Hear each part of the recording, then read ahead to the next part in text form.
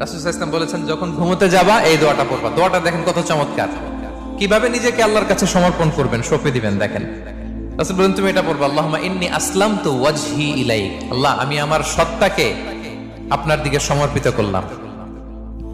ওয়া ফাওয়াদতু আমরি ইলাইক, আল্লাহ আমি আমার সব কাজকে আপনার কাছে সুপর্দ করলাম। ওয়া আলজাতু যহরি ইলাইক, আল্লাহ আমার পিঠকে আমি আপনার কাছে আশ্রয় রাখলাম। সুবহানাল্লাহ পড়বেন না? আমরা যখন ঘুমাই আমাদের পিঠটা বিছানার মধ্যে লাগাই না? আল্লাহ আমার সত্তাকে আপনার কাছে আমি সমর্পিত করলাম, আল্লাহ আমার সব কাজকে আপনার কাছে আমি সঁপে দিলাম, আল্লাহ আমার পিঠটাকে আপনার কাছে আমি আমানত রাখলাম।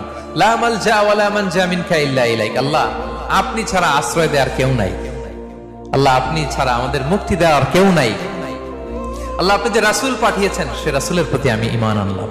আল্লাহ যে কিতাব আপনি আসমান থেকে পাঠিয়েছেন ওই কিতাবের উপর আমি ঈমান আনলাম। সুবহানাল্লাহ পড়েন। বিষ্ণু সাল্লাল্লাহু আলাইহি ওয়াসাল্লাম বলেন, যখন কেউ এই দোয়াটা পড়বে রাত্রিবেলা, ফাইন মিত্তা, ওই মিন লাইলাতিকা, ওই রাতে যদি তুমি মারা যাও, মিত্তা আলাল ফিতরা, তুমি ফিতরাতের উপর মৃত্যুবরণ করবে। ওয়াইন আসবাহতা আসবাহতা ওয়া ক্বাদ আসাবতা খাইরান কাসীরা, আর যদি রাতে মৃত্যু না হয় তুমি বেঁচে যাও, তাহলে ওই দিনে তুমি প্রভূত কল্যাণ লাভ করবে। সুবহানাল্লাহ। তাহলে বলেন এই দোয়াটা পড়ার দরকার আছে না নাই? এই দোয়াটা যদি কেউ পড়ে সে মারা গেলে ওই রাতে ফিতরাতের উপর মারা যাবে। ফিতরাতের প্রথম অর্থ কি বলছিলাম?